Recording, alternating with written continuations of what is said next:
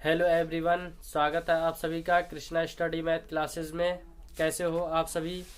तो जैसा कि आपको पता होगा, मैं क्लास 9th के लिए जो चैप्टर है वो क्या है, क्षेत्रफल एवं आयतन। इससे रिलेटेड मैं क्वेश्चन आपके लिए करा रहा हूँ जो आपके क्लास के लिए बहुत ही महत्वपूर्ण होगा।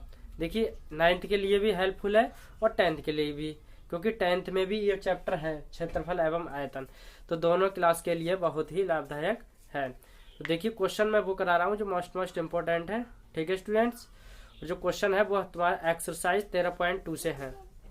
ठीक है, तो 13.2 से क्या है, एक्सरसाइज, एक लंब वृत्तीय बेलन के आधार की परिधि 44 सेंटीमीटर है। यदि बेलन की ऊंचाई 10 सेंटीमीटर है तब बेलन का आयतन ज्ञात कीजिए। तो हमें क्या करना है, इसमें बेलन का आयतन ज्ञात करना है। मैंने आपके लिए कल फार्मूले बताए थे, ठीक है, तो उनके बेस पर ही हम इन क्वेश्चनों को सॉल्व कर पाएंगे। ठीक है, तो बेलन का आयतन क्या होता है, पहले तो हम जान लेते हैं बेलन की परिधि क्या होती है। कल मैंने परिधि नहीं बताई थी बच्चों, तो बेलन की परिधि होती है बच्चों,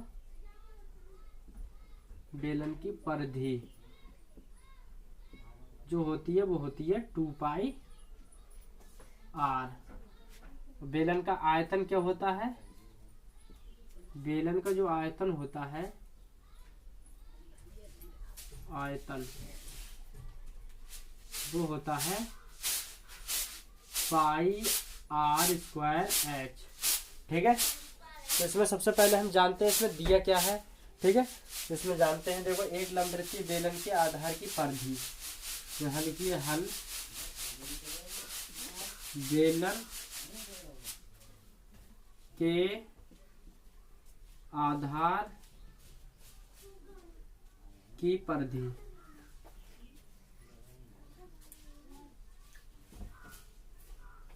कितनी दी है, 44 सेंटीमीटर। ठीक है, और जो बेलन की और क्या दी है, बेलन की ऊंचाई, बेलन की ऊंचाई कितनी दी है, 10 सेंटीमीटर। बेलन जो होता है वो इस टाइप का होता है बच्चों,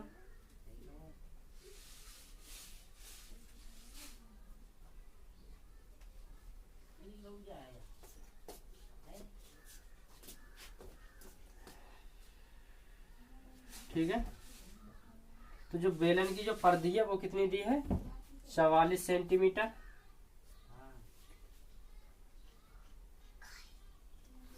ठीक है, और बेलन की जो ऊंचाई दी है वो कितनी दी है,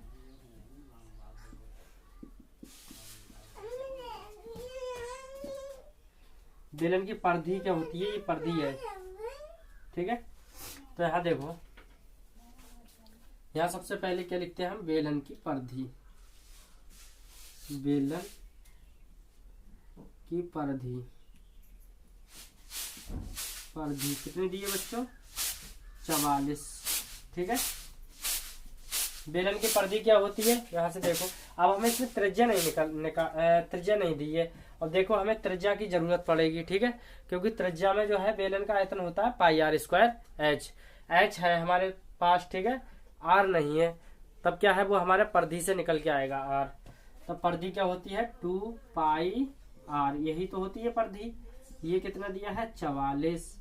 यहाँ वैल्यू लगाइए आप, 2 गुणे पाई का मान कितना होता है, 22/7। आर की वैल्यू हमें निकालना है। ठीक है, यहाँ मान लेते हैं बेलन की त्रिज्या क्या है,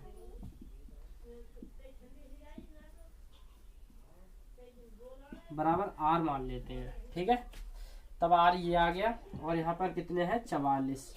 अब देखिए, यहाँ देखो, आर के साथ जो वैल्यू है नीचे वो जाएगी ऊपर, इधर पहुंचा दीजिए, क्योंकि जो चीज हमारी बटे में जाती थी किसी भी एक्स वाई इन सभी के साथ, तो इसमें देखो यहाँ 22 है, तो ये किस में जाएंगे, बटे में। 22 भी बटे में गए, 2 भी बटे में गए। यहाँ 7 है, ये किस में जाएंगे, ऊपर जाएंगे। ठीक है, ये कहाँ जाएंगे, ऊपर। अब इन्हें देखो डिवाइड कर दीजिए आप, यहाँ देखो 22 से डिवाइड हो रहा है 44। ठीक है, 22 से कट रहा है तो इन्हें काट दीजिए, 22 एक कम 22, 22 दूनी 44। यहाँ देखो 2 से 2 कैंसिल हो रहे हैं, तो 2 से 2 भी कैंसिल कर सकते हैं। अब हमारे पास क्या बचा, r बराबर 7। अब नीचे जो 1 बचा, 1 का बटे में कोई मान नहीं होता है, क्योंकि तब भी 7 है, 7/1 लिखोगे तो भी 7 है। ठीक है, अब हमें ज्ञात करना है बेलन का आयतन। तो यहाँ देखो, बेलन का आयतन, बेलन का आयतन क्या होता है बच्चों, पाई r स्क्वायर h। अब यहाँ वैल्यू रख देते हैं। पाई की वैल्यू कितनी होती है, 22/7 गुणे r की वैल्यू कितनी निकल के आई, 7। अब देखो 7 का स्क्वायर है तो हम 7 दो बार लिख देंगे। h की वैल्यू कितनी दी है, 10 सेंटीमीटर, यहाँ 10 आ गए। ठीक है, अब देखो 7 से 7 कैंसिल हो गया। यहाँ देखो कितना आया, 22 और गुणे 10 सत्ते 70। अब इनकी मल्टीप्लाई कर देते हैं हम। देखो 0 पहले लिख लेंगे हम, फिर इन 7 की मल्टीप्लाई 22 से कर दो, 70 से हो जाएगी। फिर 7 दूनी 14, 7 दूनी 14 और 1 15। यानी इसका जो आयतन निकल के आया बच्चों वो कितना आया, 1540। और यहाँ कितने था, सेंटीमीटर, तो ये कितना आ जाएगा, क्यूब में। तो इसका जो निकल के आया क्वेश्चन का आंसर वो आया 1540 सेंटीमीटर क्यूब। ठीक है, पावर 3 लगाएंगे आयतन में इस, और यदि क्षेत्रफल निकालेंगे तब स्क्वायर लगाएंगे। ओके, तो आई होप ये क्वेश्चन आपके लिए समझ में आया होगा। बाकी जो क्वेश्चन है वो अभी करा रहा हूँ। ठीक है, तब तक इसे नोट कर लीजिए। देखिए स्टूडेंट्स, इस वीडियो का जो नेक्स्ट क्वेश्चन है वो क्या है, वो है किसी बेलनाकार स्तंभ का व्यास 50 सेंटीमीटर है और ऊंचाई 3.5 मीटर है। रुपए 12.50 प्रति मीटर स्क्वायर की दर से इस स्तंभ के वक्रपृष्ठ पर कराने का व्यय ज्ञात कीजिए। यानी यहाँ देखो कोई बेलन है। ठीक है बच्चों, यह क्या है, बेलन है, ये हो गया बेलन।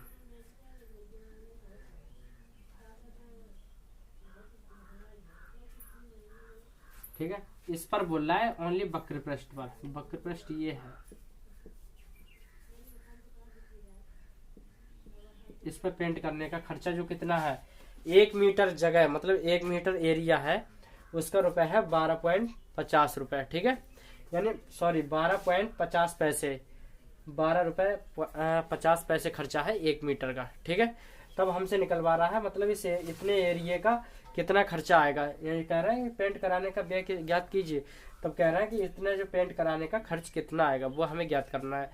तब हमें सबसे पहले इस बेलन का वक्रपृष्ठ ज्ञात करेंगे, जो एरिया होगा उसके से 12.5 से भाग कर देंगे। ठीक है, तब हमारा खर्चा निकल आएगा।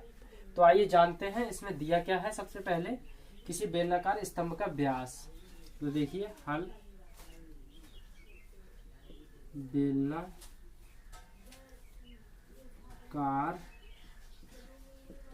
स्तंभ का व्यास जो दिया है बच्चों को कितना दिया है, 50 सेंटीमीटर। अब आप यहाँ ध्यान दीजिए, यहाँ 3.5 मीटर दिया है। ठीक है, और यहाँ है सेंटीमीटर। हमसे खर्च भी मीटर के हिसाब से निकलवा रहा है, तब हमें इसे क्या करना पड़ेगा, मीटर में बदलना पड़ेगा। तब ये बताइए कि 100 सेंटीमीटर में 1 मीटर होता है। तो यहाँ देखिए 50 सेंटीमीटर में कितने मीटर होंगे, तब हम भाग कर देंगे 50/100। यहाँ 0 से 0 कैंसिल हो गया। अब यहाँ देखो 5 ऐसे ही लिखे, नीचे 10 है, यानी मतलब 1 0 है। ठीक है, तब एक संख्या के बाद इधर पॉइंट लगा देंगे। तो ये कितना आया हमारा व्यास आया R। व्यास जो आया बच्चों वो कितना आया, 0.5। अब हमें क्या चाहिए, हमें तो त्रिज्या चाहिए ना। तो त्रिज्या क्या होती है, व्यास की आधी। तो ये आ जाएगा 0.5/2। ठीक है, तो ये आगे बेलनाकार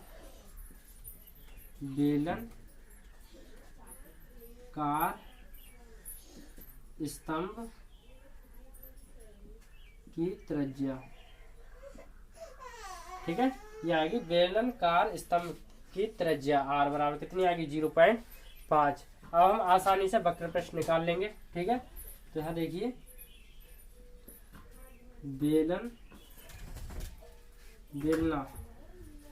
बेलनाकार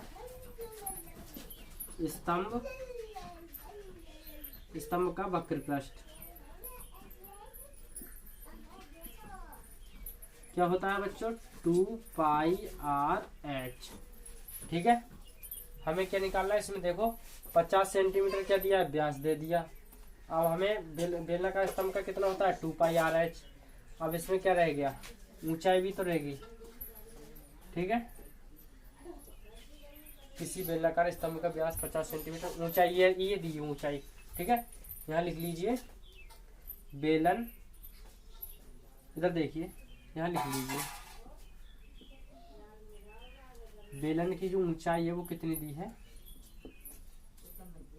3.5 मीटर। ठीक है, तो यहाँ देखिए अब हम आसानी से इसे सॉल्व कर लेंगे। 2 पाई का मान कितना होता है, 22/7। आर की वैल्यू कितनी आई, 0.5/2 गुणे एच की वैल्यू कितनी है, 3.5। कोई प्रॉब्लम, नो प्रॉब्लम। तो यहाँ देखो पॉइंट हटाया, 0 बढ़ाया, पॉइंट हटाया, 0 बढ़ाया। अब देखो एक 0 बढ़ाया क्योंकि यहाँ पॉइंट के बाद एक संख्या है तो एक संख्या का एक 0 आ गया। ठीक है, यहाँ पॉइंट के बाद एक पॉइंट हटाया, एक संख्या थी, इसके बाद एक 0 आ गया। ठीक है, अब इसे काट लेते हैं। 7 एकम 7, 0 0, 7 पंजे 35, ये आ गया। 2 से 2 कैंसिल हो गया। अब देखो 100 मत काटिए क्योंकि हमें भाग करने में आसानी हो जाएगी। ठीक है, तो यहाँ देखो क्या बचा हमारे पास, 22 गुणे 5 गुणे 5/100। यहाँ देखिए 5 पंजे 25 आ गया, 5 पंजे कितना आ गया, 25/100। अब देखो इनकी गुणा कर लीजिए, 25 दूनी 50, 25 दूनी कितने होते हैं, 50, 25 दूनी 50, 5 55, यहाँ कितना आ गया, 100। 0 से 0 कैंसिल हो गया। अब देखो 10 के बाद यानी 1.10 है तो एक संख्या के बाद पॉइंट लगा दीजिए, ये आ गया इतना मीटर स्क्वायर। अब हमसे क्या पूछा है, पेंट करने का खर्चा पूछा है ना, तो यहाँ देखो यहाँ निकाल देते हैं। बेलनाकार भाग पर पेंट करने का खर्चा। अब देखिए 1 मीटर स्क्वायर पर कितने रुपए दे रहे थे आप, 12.5। तब 5.5 में कितने दोगे, तो यहाँ देखो 12.5 गुणे 5.5, इनकी गुणा कर दीजिए आप तो इसका खर्चा निकल आएगा। तो यहाँ देखो यहाँ गुणा कर देते हैं, 12.5 और यहाँ आ गए 5.5। तो देखिए 5 पंजे 25, 5 दूनी 10, 2 12, 5 एकम 5 और 1 6। अब देखो 5 से गुणा करोगे तो सेम यही तो आएगा। तो यहाँ देखो 5 2 6, यहाँ देखो 5 5 2 कितना होता है 7, 6 2 8 और यहाँ पे कितना है 6। हमसे देखो दो संख्याओं के बाद पॉइंट है तो यहाँ 2 संख्याओं के बाद पॉइंट लगा दिए। तो इसका जो खर्चा आएगा बच्चों वो आएगा 68.75 यानी 75 पैसे, 68 रुपये 75 पैसे, इसका इतना खर्चा आ गया। ठीक है, तो ये आ गया इसका उत्तर। यदि आपको इन सवालों में कोई भी दिक्कत हो रही है तो आप कमेंट्स बॉक्स में जरूर बताएं। ठीक है, आपको उसका सॉल्यूशन अवश्य मिलेगा।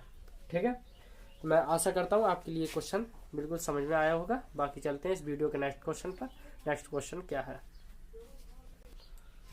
चलिए बच्चों चलते हैं नेक्स्ट क्वेश्चन पर।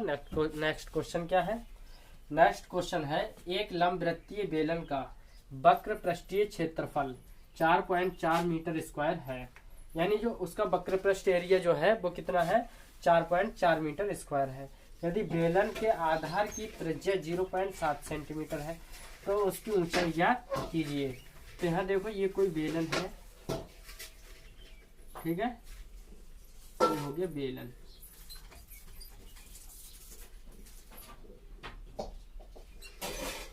ये हो गया बेलन। ठीक है, जो बेलन का जो क्षेत्रफल देखो यहाँ पहले त्रिज्या दी है, बेलन की त्रिज्या किससे प्रदर्शित करते हैं, आर से।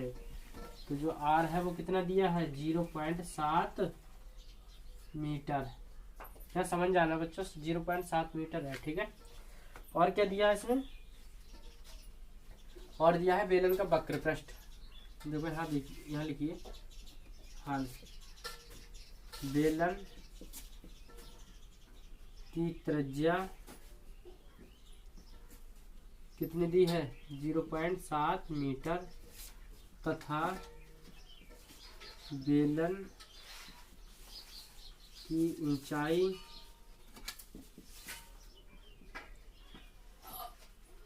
ऊंचाई जो है वो कितनी दी है, ऊंचाई, हाँ ऊंचाई ज्ञात करना है बच्चों। ऊंचाई हम क्या मान लेते हैं h। इसकी जो हाइट है वो हाइट ही निकालना है, ठीक है। ये कितने हाइट का है ये हमें ज्ञात करना है। ओके, अब देखिए बेलन का वक्र पृष्ठ, बेलन का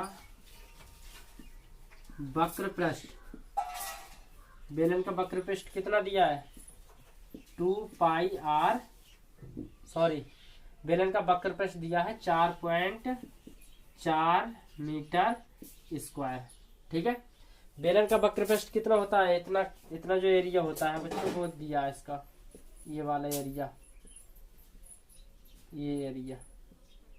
ये एरिया दिया है बच्चों, वो कितना दिया है 4.4 मीटर स्क्वायर। तब बेलन का वक्र पृष्ठ कितना होता है, आप कहोगे सर 2 पाई r h होता है, फिर यहाँ 4.4 लिख लिए, ठीक है।